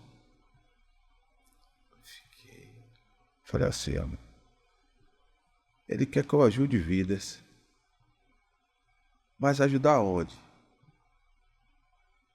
Ajudar onde? Será que é aqui? Se for aqui, eu vou ficar aqui. Falei assim, Senhor, eu estou aqui para fazer a sua obra, que seja aqui, seja em qualquer lugar. Aí eu recebo uma ligação do pastor Manuel. E aí, Sérgio, não sei o que, tal. Fala assim, ô meu pastor. Ele conversou e falou assim, olha pastor, eu acho que eu não volto não. Sim. Aí ele não volta, eu falei assim, eu acho que eu vou ficar por aqui fazendo a obra. Eu acho que é o que o Senhor tem para minha vida. Aí ele falou assim: nada, rapaz. Você vai servir aqui. Aí eu peguei, não, não levei fé, né? Falei assim, você vai voltar, isso eu já tinha 7 meses. Já tinha passado do plano. E eu falei assim, olha Senhor, se é o Senhor. Isso antes dele me ligar, eu tinha feito um voto. Falei assim, se é o Senhor que quer que eu fique aqui, eu vou ficar. E se o Senhor quiser que eu volte para Salvador também, eu vou voltar. O Senhor que decide tudo. Então, quando ele me ligou, que disse que eu não ia ficar lá, que eu ia servir lá, eu entendi que o Senhor ia me levar de volta para Salvador. Então eu falei assim, não é aqui. Não é aqui, é lá. Ele falou assim, é lá, então é um centro de recuperação. Aí fiquei orando nos dias. Aí fui lá me despedir do pessoal, do pastor. Aí ele falou assim, aí eu falei, ó, pastor, eu queria até ficar mais um pouco, mas o pastor Manuel já comprou minha passagem, já tá tudo certo. Aí ele falou assim, rapaz, é impressionante que tem pessoas aqui que lutam para deixar um familiar, um parente aqui, alguém aqui, para que seja, para não sair daqui do centro de recuperação, e com você ao contrário, as pessoas querem tirar você daqui, querem tirar você daqui do centro de recuperação. Eu falo assim, meu tempo aqui já encerrou. E eu vim com essa palavra, eu começo a juntar as coisas, documentação, tudo, informações de como montar, de estatuto, de regra, de tudo. E eu falei assim, olha, agora só tem uma forma de eu seguir com isso, você tem que confirmar na vida de minha esposa e na vida do meu pastor. Se o senhor confirmar na vida dessas 3 pessoas, e na vida da minha família em geral, né? Minha mãe e tal, mas minha mãe, o que eu falasse se ela tivesse que era Deus, Qualquer coisa é melhor do que você tava fazendo. Aí eu voltei. Aí eu lembro, eu vou até citar aqui uma fala sua que você falou aí sobre a questão do dinheiro, né? Aí eu volto e eu não falo nada com ninguém. Falo assim, você precisa confirmar aí no coração de Cristo do pastor. Eu volto do centro de recuperação e volto sem nada. Sem nada, sem trabalho, sem eira nem beira. E falei, e agora? Aí me veio no coração uma pessoa. Aí eu falei, liguei pra ele e falei assim, fulano, acabei de voltar do centro de recuperação, irmão. E eu preciso refazer a minha vida, me recompor. E eu tô sem trabalhar. Você pode me ajudar? Ele falou assim, vem aqui no escritório. Aí eu fui lá. Aí quando eu cheguei lá, ele falou assim, sim, aí, o que é que você quer? Eu falei assim, irmão, eu tô sem eira nem beira, me ajude. Aí ele falou assim, pega aqui esse cartão, vai lá, procura essa pessoa lá. Aí quando eu olhei o cartão era da Baviera. Aí eu fui lá na Baviera, aí falei com o cara me deu um carro zerado, zero novo. Eu lembro disso. Aí me deu o carro e falou assim, vai trabalhar, quando você puder começar a me pagar, você me paga. Eu lembro que eu comecei a trabalhar e aí depois a gente conseguiu comprar o carro o nosso e tal. Isso como motorista de aplicativo, né? Aí fui rodar como motorista de aplicativo, aí fui falar com o pastor Manuel, ele falou assim, rapaz, isso aí já Perigoso. perigoso, um dinheiro toda hora na mão e tal. Aí falei assim, eu vou pôr em prática tudo que eu aprendi. Então, voltando lá no centro de recuperação, era muito rotativo, então as pessoas iam, caía e daqui a pouco o cara voltava de novo e eu tava lá. E eu tava lá, e aí quando as pessoas voltavam, eu, vem cá, você caiu por quê? O que foi que houve? Ah, cara, não, eu arrumei um trabalho, aí comecei a ganhar dinheiro, e aí eu comecei a deixar de ir pra igreja, eu não tinha tempo pra ir pra igreja e tal, Ah, não, fala.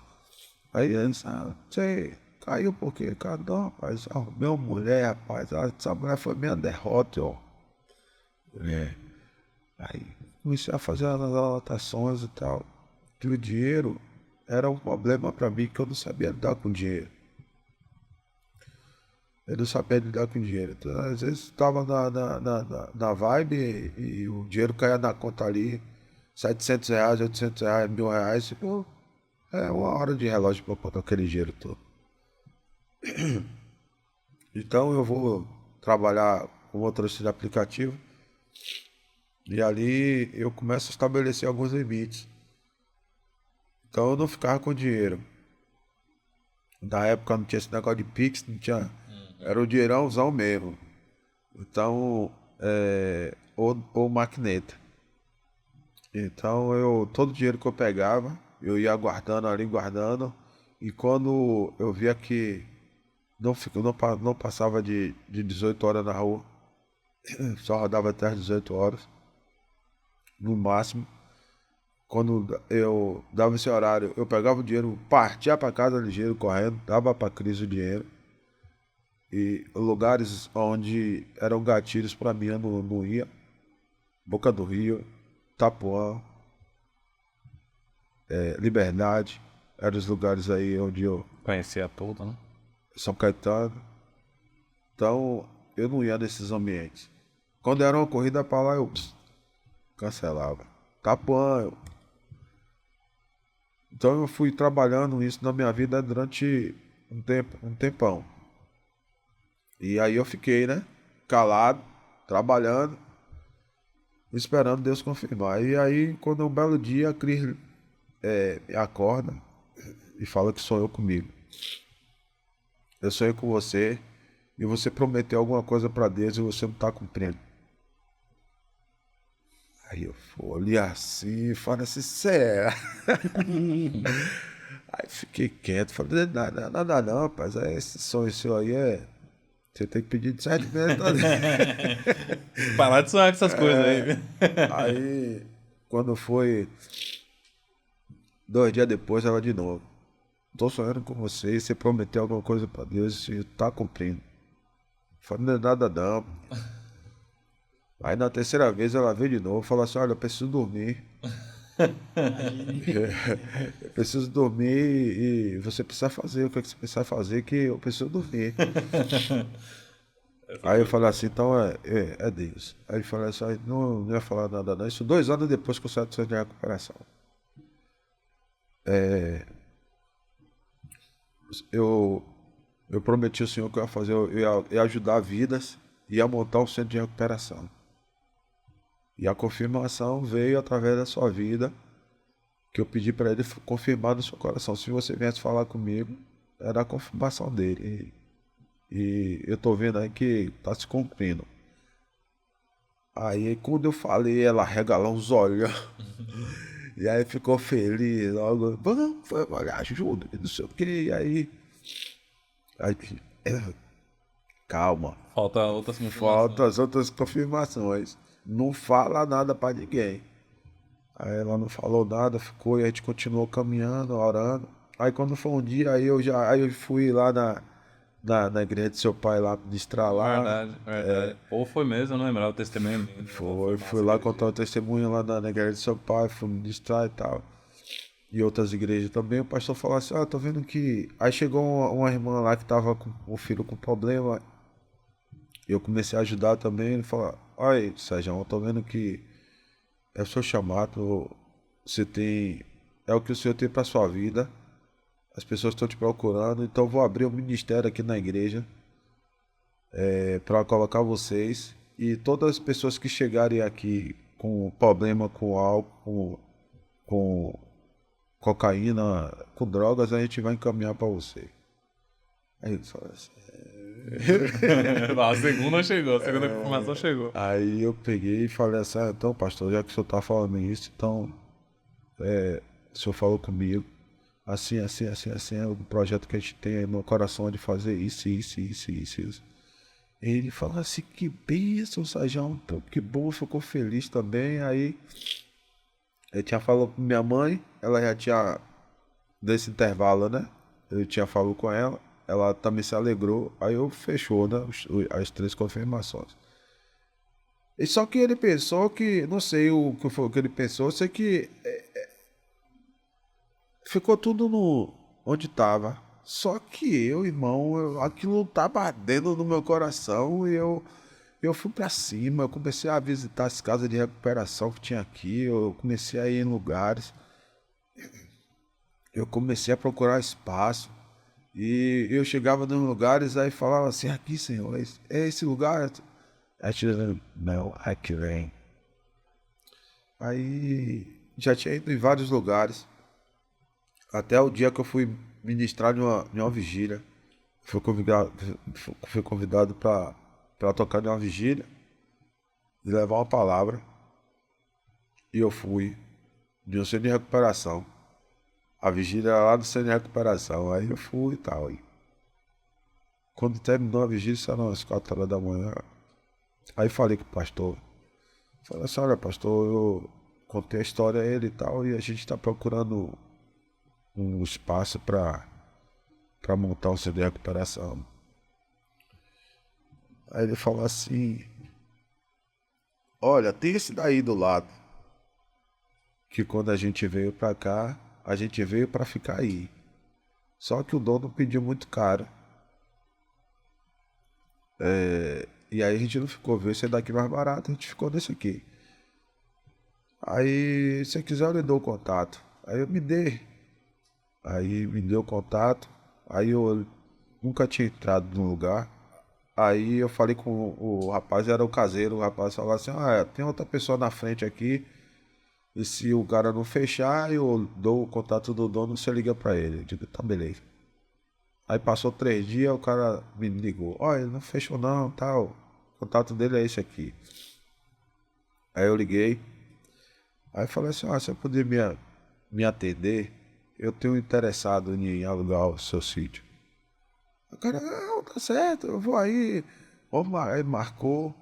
Aí ele marcou 9 horas da manhã, eu cheguei, era 7. Será que tava agoniado? Cheguei, era 7, ele Cris. Aí a gente chegou e começou a olhar o espaço por fora. E aí quando a gente começou a olhar o espaço, aí eu olhei pra ela assim, ela olhou pra mim e falou assim, É aqui. é aqui. Aí o rapaz chegou, saiu lá da Cidade Baixa. Aí veio atender a gente, e aí quando chegou eu falei assim, olha só, Marcelo, a gente quer montar aqui um centro de recuperação. Mas eu vou dizer pro senhor, eu não tenho um centavo. Se o senhor me colocar de cabeça para baixo aqui, eu não tenho um centavo. Mas aqui vai ser um lugar de vida restaurada, de família restaurada. O projeto aqui não é de meia boca, não. O senhor vai sustentar esse lugar. E se o senhor me confiar, alugar esse espaço aqui, o senhor não vai se arrepender. Aí eu falo assim, quanto é que o senhor está pedindo no aluguel? Aí ele falou assim, não, me diga qual é a sua proposta. Aí ficou esse impasse, né, de dizer, aí eu falei o valor, irmão. Valor assim, isório. Que foi o valor que o senhor tinha me botado no meu coração e me deu o valor que a gente vai comprar o lugar. Sim. Ele me deu os 2 valores. Aí eu falei, ele olhou pra minha cara assim, e eu falei assim, outra, a gente vai pedir o senhor que me dê 6 meses aí sem pagar. Isso é uma ousadia do Espírito Santo. Falei, senhor, me dá 6 meses sem pagar aí, que a gente vai estruturar. Depois de 6 meses, a gente começa a te pagar. E esse valor que eu falei. E esse valor que eu te falei, baixo.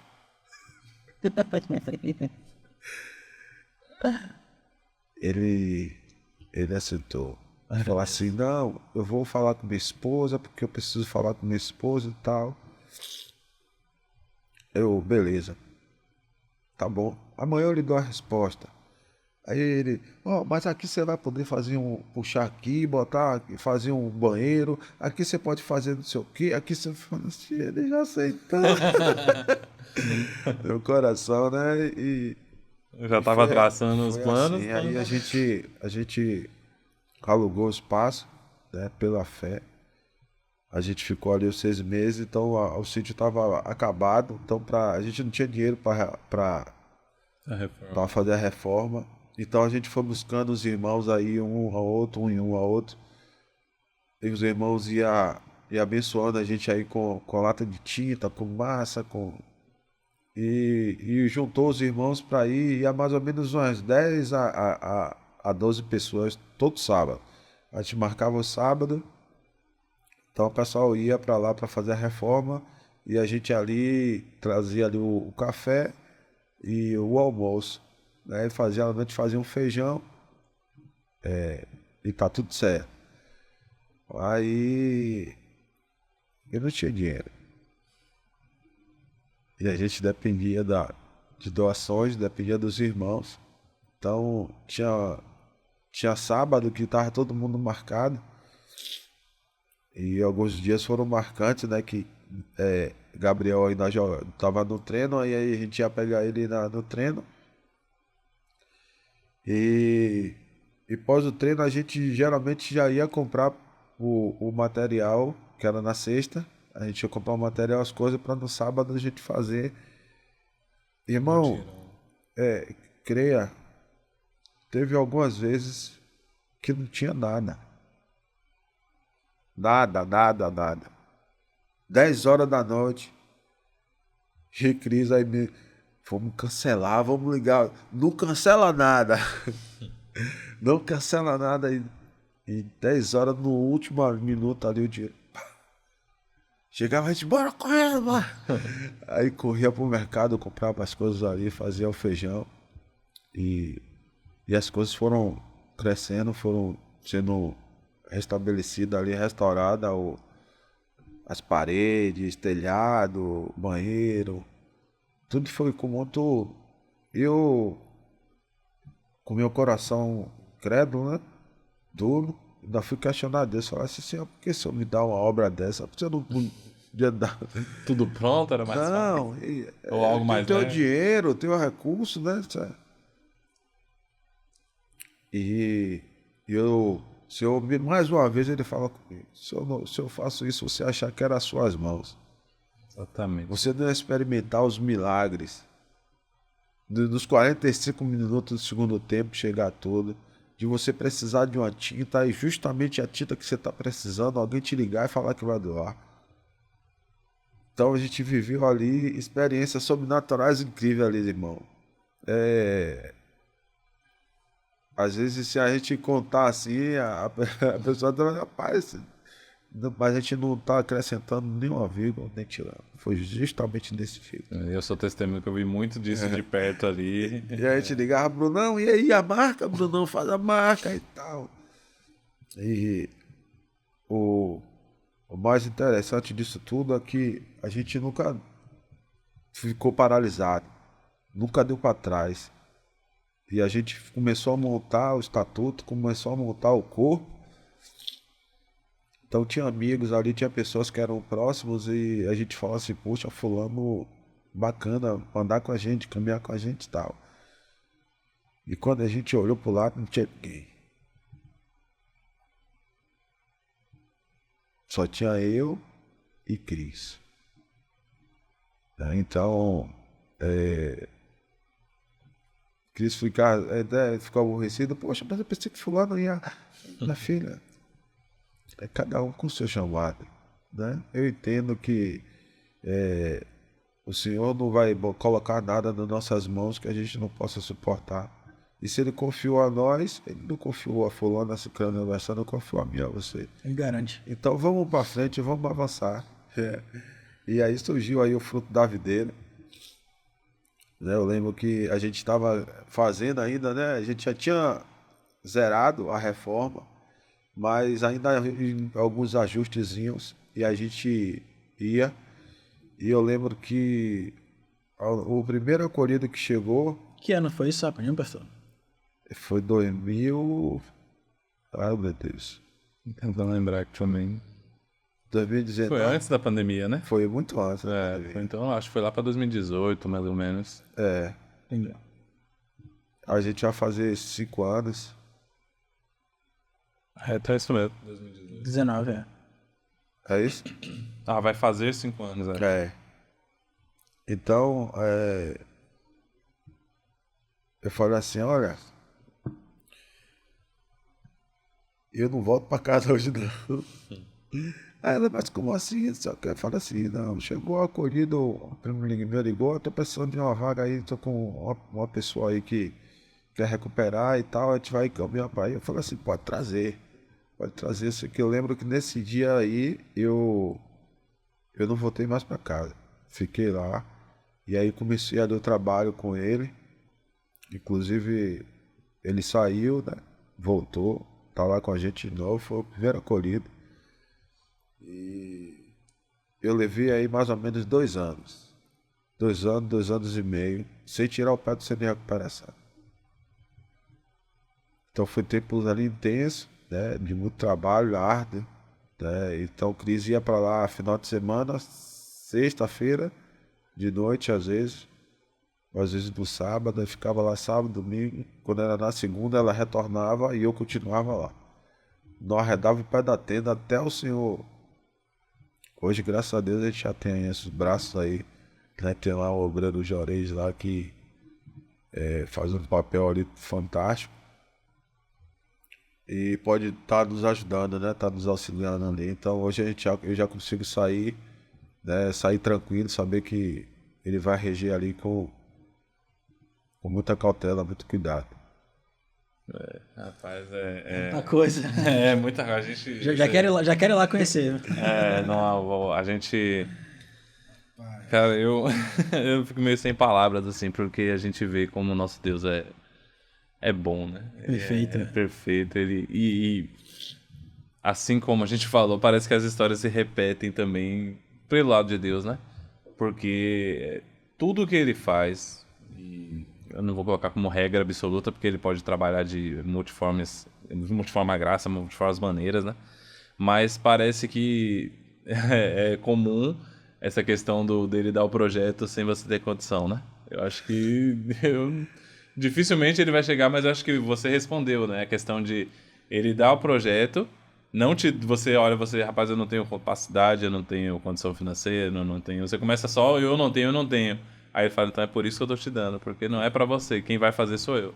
E é exatamente assim que funciona, né? Quando eu vi uma frase, eu achei interessante, que ele fala assim, quando o projeto não cabe no seu bolso, não cabe no seu orçamento, não cabe na sua capacidade, é porque esse projeto é de Deus. E aí é porque é pra você fazer. Porque se é um projeto que você fala assim, não, eu tenho condições, eu banco, tem gente que vai suprir, não sei o quê.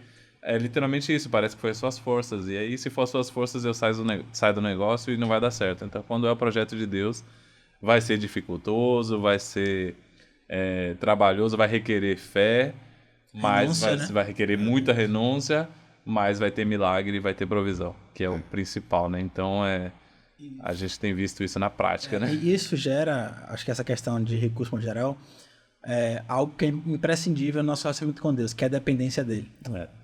Então, quando você depende exclusivamente de Deus, você já tem tudo. Essa é a realidade. O que muitas vezes embaraça nesse caminho é a nossa falta de fé, às vezes. Né? A nossa falta de tomar uma atitude realmente condizente. Por isso que a Bíblia diz que a fé sem obras ela é morta. Né? E a obra está vinculada à ação, à atitude.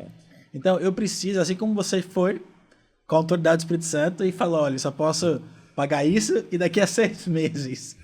E Deus está suprindo e vai continuar suprindo e vai abençoar cada vez mais, eu tenho certeza, porque o propósito dele é muito maior do que as nossas condições. Do que o nosso desejo, do que a gente pensa que a gente pode fazer.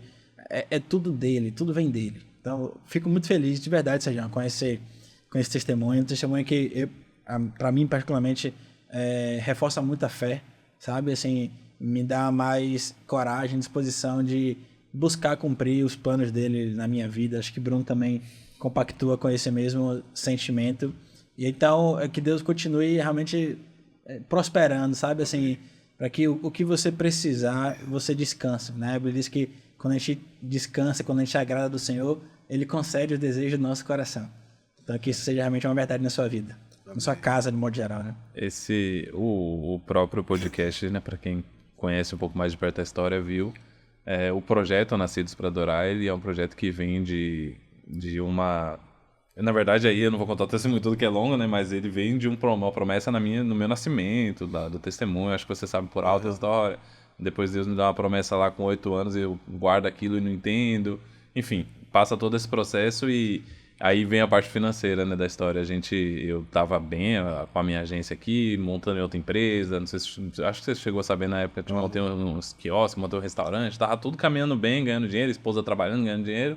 E aí a gente começa a perder tudo, resumo da história. E aí vem o projeto Nascidos para Adorar. E final do ano passado, mais ou menos, o ano passado foi terrível, assim, financeiramente falando. A gente perdeu tudo e tal, um monte de coisa acontecendo, resumindo a história. E aí Deus manda começar o projeto. Aí falo com o Felipe e um dos braços do projeto é o podcast, né? Aí eu falo com o Felipe, massa, a gente, beleza, bora começar. E Deus falou, não, é pra começar assim, vai começar como? Eu não tenho dinheiro, a gente precisava alugar um estúdio, a gente saiu rodando estúdio sem R$1 no bolso. Eu lembro que eu fui... Sei bem. Exatamente, você falando e eu lembrando, a gente negociando com o cara, não, aqui tá caro e não sei o que, eu falei, rapaz, não tem dinheiro pra pagar, se ele fizesse R$50, mais não tem barato. dinheiro pra pagar. E a gente ali negociando, dividindo uns 4, né, mais ou menos. Foi. E aí, em resumo da história, a gente começa o podcast com um patrocinador sem ter nem lançado. Alguns amigos de Felipe, e falando, aproveitar o gancho aqui, né, pra falar dos patrocinadores aí, mas, cara, é assim, velho. E aí hoje a gente tem o nosso, não é do podcast, do programa, mas tem o espaço nosso aqui na minha agência hoje pra fazer esse programa.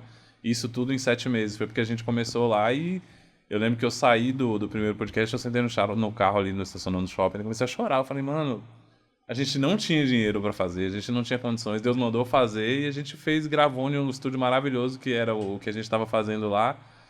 E assim, foi Deus, mano. E a gente gravou, acho que 4, né? Programas inicialmente. Foram 5 ou foram 6? Eu não lembro, mas alguns ali logo de cara. E aí, inclusive, o pastor Manuel, a gente. Sim. Um deles a gente já não tinha mais dinheiro pra fazer. A gente já tinha feito os que tinha. E a gente já não tinha mais dinheiro pra fazer. O pastor Manuel me liga. Bruno, eu vi o podcast, quero fazer, não sei o que. Eu falei, pastor, naquela assim, eu quero que você faça também, mas eu não tenho como dinheiro. Não, mas como é que funciona? A gente paga, não sei o que. Eu falei, rapaz, Deus abençoou e provê, né, como você tem falado, e tem continuado. O projeto que a gente tem para fazer é muito grande. A gente gravou agora uns vídeos no estúdio maravilhoso, com a equipe top. E eu tô vendo aqui, ainda não posso lançar, já a gente vai falar sobre isso. E eu vendo assim o que Deus tá fazendo, velho. E é literalmente, você olha assim, você sem condição pra nada e Deus provendo. E aí é aquela velha frase que eu falo sempre, né? Que eu preguei uma vez sobre isso e tive que aplicar na minha vida, que é quando Deus manda, Ele garante.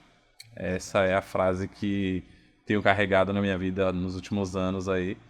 E acho que esse é um resumo disso tudo que a gente tá falando, né? Cumprir a obra de Deus. Eu queria só, antes da gente entrar nos finais, perguntar como é que está funcionando hoje. Você me falou que tem 19, o termo certo como é? Acolhidos. 19 acolhidos hoje. Qual a capacidade? Como é que funciona para quem quer levar alguém lá? Fala um pouquinho sobre esse procedimento aí. Bom, hoje a gente está com 19, né? A gente já está na nossa capacidade aí extrema. O nosso desejo é que a gente consiga fazer uma instalação aí mais ampla para que a gente possa atender. Hoje a gente pode atender mais, mas é o que a gente consegue dar o suporte. Lá é só masculino, né? A gente já está na lista, tá com a lista de espera, porque a gente não tem vaga. Tem espaço, né? Inclusive a gente está precisando de um beliche. A gente tem um espaço lá de uma cama, mas se a gente tirar essa cama e colocar um beliche lá, ou um triliche, a gente consegue mais 2 espaços, né? Então a gente vai ali apertando até que chegue ali aí essa semana eu tava lá, e eu tava recebendo uma pessoa e de repente já era a última vaga que eu tinha. Na verdade, já tava com dor no chão. E de repente chegou um camarada lá no portão, batendo. Aí eu fui lá atender. Aí ele tava procurando acolhimento, ajuda. E não tinha pra onde ir, tava na rua, tava morando na rua.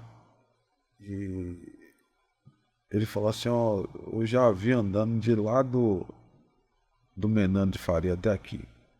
E o Bruno sabe que a estrada até chegar lá é longa, né? E eu já bati aqui na frente e o pessoal não tem vaga, não pode me atender, me receber e eu preciso dessa ajuda. Eu preciso que você me ajude. Eu não aguento mais ficar na rua. E ali aquilo... Apertou. Falei assim, meu Deus do céu, caramba, e agora? Aí eu fui lá, olha, aguarde aí que eu vou. Aí eu vou pra lá pra dentro, né, pra ver quem é que eu vou botar no chão. Porque a gente não gosta de colocar ninguém no chão, né? Sim. Então eu tiro os auxiliares, tiro os líderes, que já estão ali com a gente um pouco mais tempo e tal. Tiro os líderes e coloco eles. Então eu já tava com 2 líderes no chão. Aí eu falei assim, vai mais um. Aí os meninos, não, pode ir. Eu falei assim, não, aí recebi ele. Aí ele ficou feliz da vida, tá lá, já tem um mês mais ou menos, que ele tá lá com a gente. Mas assim, se a gente pudesse, a gente tivesse condições, a gente poderia abrir, né, pra receber mais pessoas. Mas E ele é gratuito, tem alguma mensalidade? Como é que funciona essa parte? olha só, hoje a gente cobra uma taxa única, no valor de R$ 600, que é equivalente o tratamento todo, 9 meses, Ah, mas entende? Então ele paga uma única vez essa taxa e durante o mês ele paga uma cesta básica do valor de R$ 200. Isso para as pessoas que têm condições, sim. né, tem Que a pessoas, família, alguém que ele ajudou para levar. então, e o tal. camarada que tava lá, que bateu lá, tá em situação de rua, o camarada não vai ter condições Sim. de... Então, também não vou deixar ele... Claro. Então, lá tem pessoas lá em situação de rua, uma boa parte. E tem umas lá também Que que conseguem ajudar. conseguem ajudar. E para quem quer ajudar o Instituto, quer lá conhecer, como é que faz? A gente vai deixar aqui no vídeo e nas redes sociais também, quando a gente for publicar lá os contatos, o Instagram também. Mas como é que funciona isso? Quem procura você mesmo? Tem alguém que procura? Procura a mim ou o Cris. Né? E o contato dela você pode disponibilizar aí. Né? Aí faz o contato, a gente vê aí a documentação, faz o acolhimento. É bem tranquilo. Pronto, aí eu vou pedir para você passar também o Pix, sei lá, para quem a gente vai divulgar, né? Para quem quiser ajudar o Instituto. Me fala o contato, se é o de Cris mesmo que eu mando, para quem quiser entrar em contato para ajudar também, se é com o dela mesmo. Vamos fazer essa corrente aí para acolher o máximo de gente possível. A gente está caminhando para o final. Foi assim, para mim, foi o mesmo que eu falo, a mesma palavra que eu falo do outro que a gente gravou recente aqui. Foi enriquecedor, assim. Eu acho que aumentou mais a minha fé. Acho que o Felipe já falou isso aqui. Realmente foi bênção, assim, a gente vê os sonhos de Deus se cumprindo na vida da gente, né? Das pessoas e o chamado que Deus dá para as pessoas. Às vezes as pessoas rodam, quebram a cabeça, faz de tudo até entender o que Deus tem para sua vida. E a gente aqui, eu também sou um testemunho disso, que é mais difícil você entender o chamado de Deus. E o sábio aprende com o erro dos outros. Às vezes somos teimosos, né? Muito. E o sábio aprende com o erro dos outros. Então você que assistiu até o final aí, temos uma história de vida, a gente contou alguns casos também. Você não precisa passar por isso. Você não precisa chegar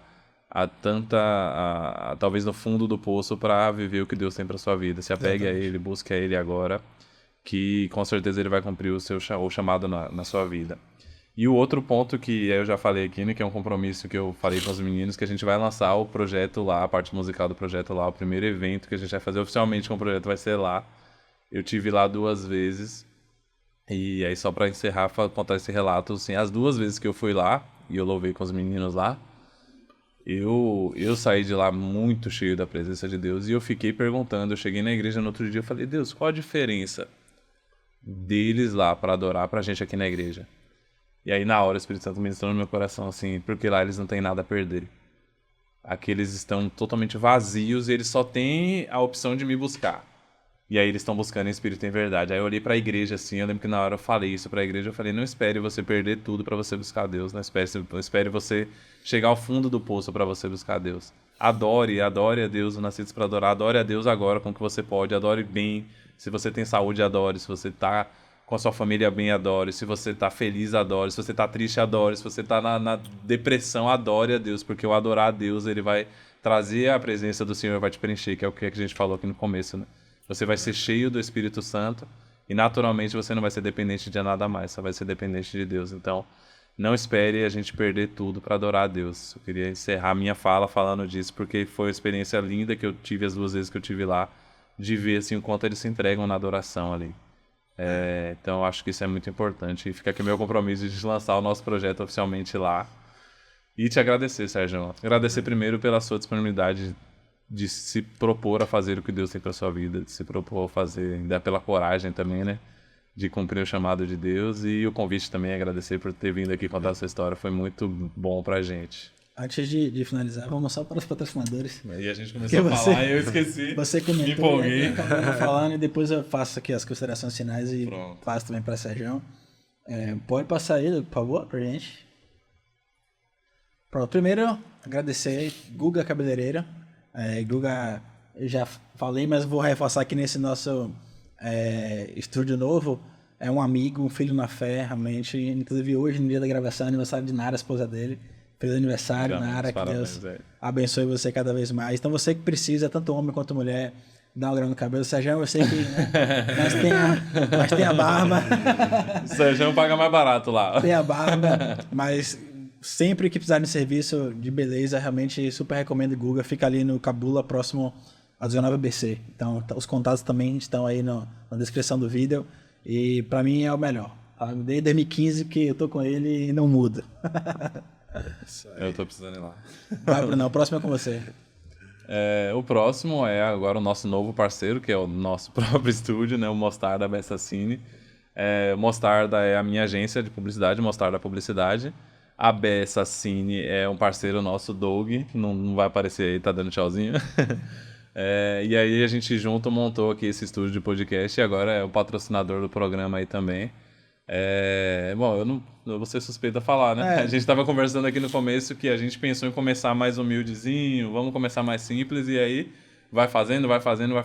A gente ainda não tá no que a gente gostaria, vai sempre querendo melhorar, né? Mas já estamos, graças a Deus, com uma estrutura bem bacana aqui. Acho que tem tudo que a pessoa precisa aí para fazer o seu podcast, gravar seu curso, conteúdos para as redes sociais, enfim. Então eu agradeço a nós mesmos.